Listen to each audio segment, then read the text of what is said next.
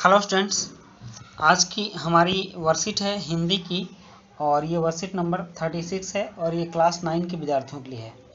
इस वर्कशीट में हम लोग निबंध गद्य लेखन की एक विधा को सीखेंगे। तो चलिए हम लोग शुरू करते हैं।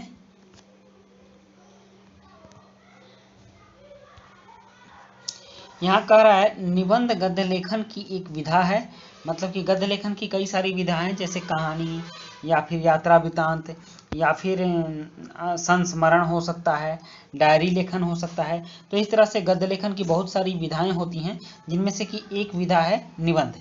तो इसका शाब्दिक अर्थ है लेख। निबंध का शाब्दिक अर्थ लेख भी होता है, किसी विषय पर लिखना। वह व्याख्या जिसमें मतों का संग्रह है और मतलब विचारों का संग्रह। मतों का संग्रह का मतलब होता है विचारों का संग्रह। किसी विषय पर,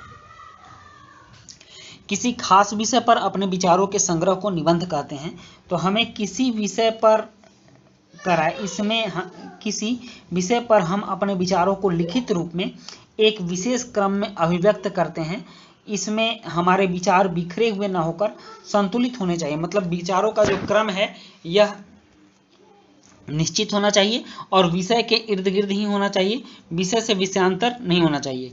निबंध स्पष्ट होना चाहिए, ठीक है ना। जिसके बारे में हम कहना चाहते हैं वो सारी बातें समझ में आनी चाहिए, ऐसा लिखा हुआ होना चाहिए। निबंध क्रमशः शीर्षक, प्रस्तावना या भूमिका, विस्तार या उपसंहार या निष्कर्ष में होना चाहिए। तो निबंध इन चार भागों में बटा होना चाहिए। निबंध का शीर्षक होना चाहिए, प्रस्तावना या भूमिका होना चाहिए और विस्तार भी होना चाहिए और उपसंहार और निष्कर्ष में भी बटा होना चाहिए। इन चार अंगों में मुख्य रूप से लिखा जाता है, ठीक। निबंध में प्रस्तुत विचारों के संदर्भ में किसी कहानी के अंश, प्रचलित घटना अथवा किसी कविता की पंक्ति को भी उदाहरण के रूप में शामिल किया जा सकता है, ठीक ना।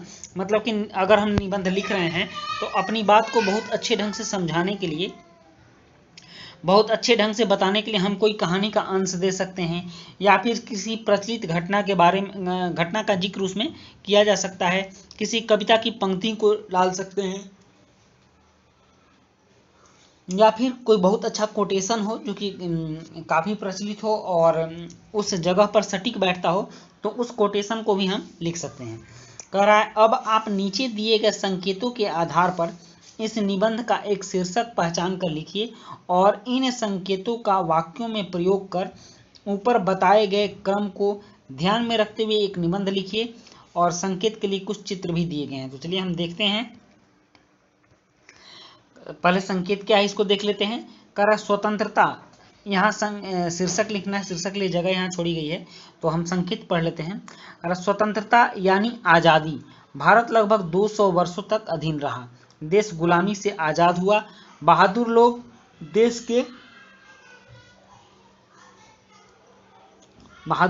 के लिए अपना जीवन समर्पित कर दिया, देश को स्वतंत्र कराने के लिए अंतहीन बलिदान दिए। नेक्स्ट है देशभक्ति और देश प्रेम के लिए इन्हें याद किया जाता है।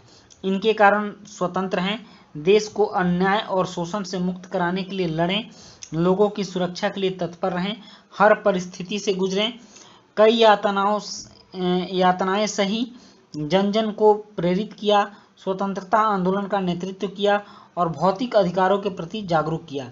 इनकी अंतहीन सूची है जिसमें से कुछ प्रसिद्ध हैं, जैसे रानी लक्ष्मीबाई, महात्मा गांधी, भगत सिंह, उधम सिंह, सुभाष चंद्र बोस, सुखदेव, सरोजनी नायडू। तो कुछ अज्ञात हैं जिनके बारे में हम नहीं जानते हैं। कुछ ने शांति से, तो कुछ ने उग्र रूप से अपनी भूमिका निभाई।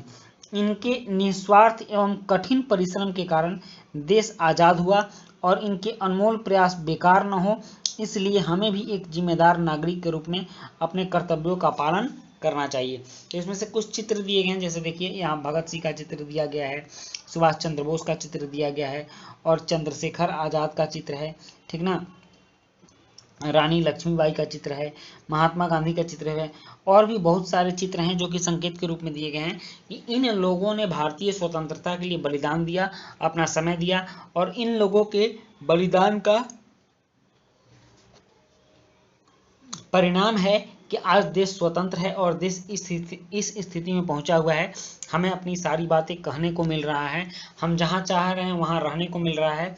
तो इस तरह से ये सब इनके प्रयासों का ही परिणाम है, फल है कि हम आज स्वतंत्र हैं। तो चलिए हम भी एक निबंध लिखते हैं, ठीक ना। इस निबंध के लिए हमने शीर्षक दिया है स्वतंत्रता की कहानी। कुछ भी आप शीर्षक दे सकते हो, ठीक। तो इसमें हमने लिखा है, देखिए चलिए इसको पढ़ते हैं, कि भारत लगभग 200 वर्षों तक अंग्रेजों के अधीन रहा, ठीक। और भारत को अंग्रेजों से स्वतंत्र कराने के लिए भारत के न जाने कितने वीरों ने अपने प्राणों की आहुति दे दी। बहुत से वीरों ने अपना पूरा जीवन ही देश पर न्यौछावर कर दिया। भारत को आज़ादी एक दिन में ही नहीं मिल गई थी, इसके लिए कई वर्षों तक हमारे देश के स्वतंत्रता सेनानियों को और हमारे देश के नागरिकों को अंग्रेजों का अन्याय और अत्याचार सहना पड़ा था। लेकिन भारत के देशभक्तों ने, जिनमें कुछ नाम हमेशा आते हैं,